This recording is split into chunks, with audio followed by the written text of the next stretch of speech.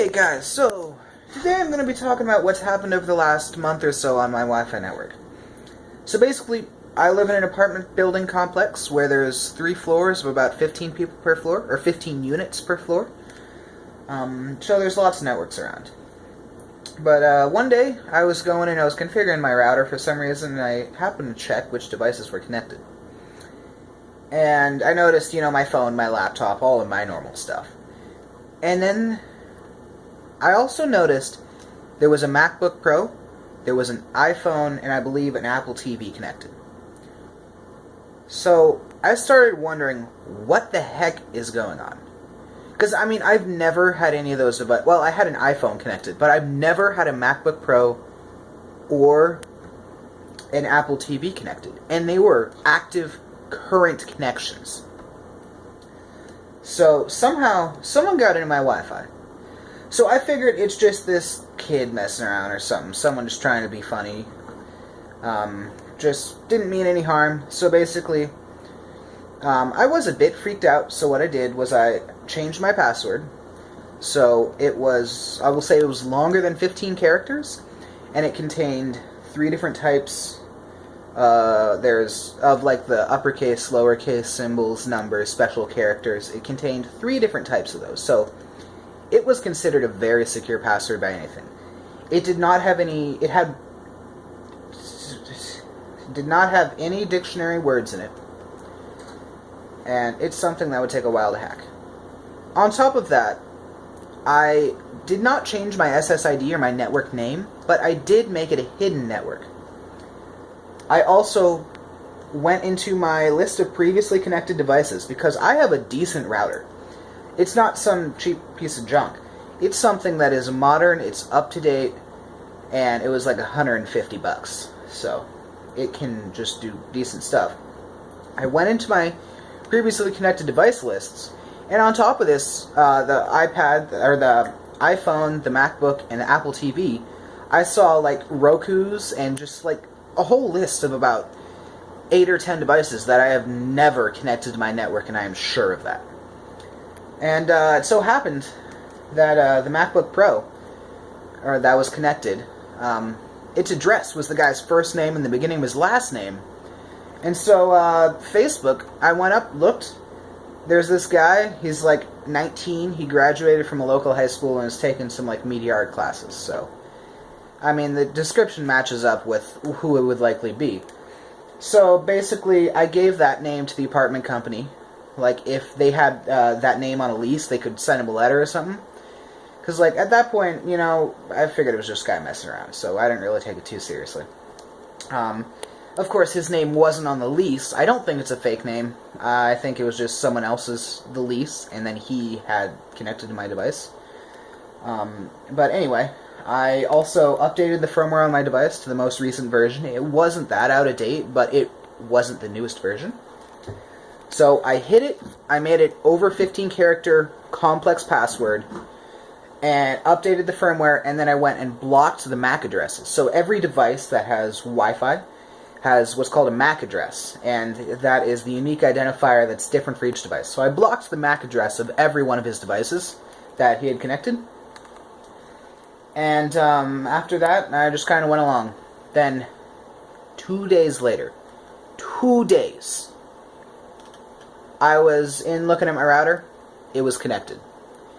There was his phone, no, it was a phone and a MacBook. I don't know if it was the same one, because you can change the MAC address.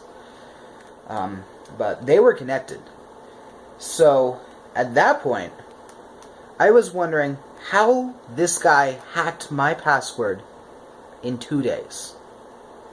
First off. Because, to hack that password, you would need a pretty complex setup or a pretty gaping hole in security, and I don't think that was what was going on. So that was alarming.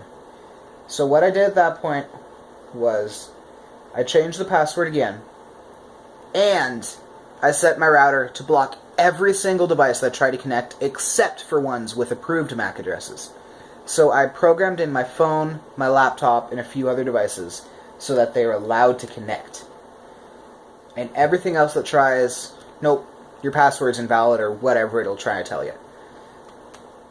And at that point, basically, there's only a few reasons why someone would try and go onto my network instead of going after a different one. One, there's a big freaking hole in security, which there wasn't. Two, they wanted to get something specific on my network, say my data or my systems, which I really doubt. Or three, the person's trying to hone their skills, see what they're capable of, what they can do. So, I was pretty freaked out about it. Basically, I did call the cops, and they took down all my stuff, and they said they'd call me back in 2 or 3 days. They never called me back, first off, so yeah, they didn't seem to take interest at all. Apparently, they have a guy that specializes in cyber crimes, but he probably is someone who, like, had a Gmail account when Gmail came out, and that's, like, all that's special about him. I mean, seriously. Basically, I could go online, I could buy a device for about $100, and if I really wanted to, I could do that. I could find out exactly who this guy is by tracking his devices. Because I know it's someone located in this apartment complex, and I have a list of about 10 different devices that he connected. So, there's bound to be at least one of those still here. Unless he moved out, of course. But I called the cops and they didn't care. Then basically I put a wanted poster up outside, and it basically said, this guy hacked into my network twice. If you know him, tell him to call this number. I have reported this as with the cops, and I am pressing charges if they are able to find him. Because it is a crime. And basically I listed a number. I didn't say what it was, but it was a Google Voice number, so someone could call or text, but it wouldn't go straight to my phone. It would go to Google with a number that I can just get reassigned whenever.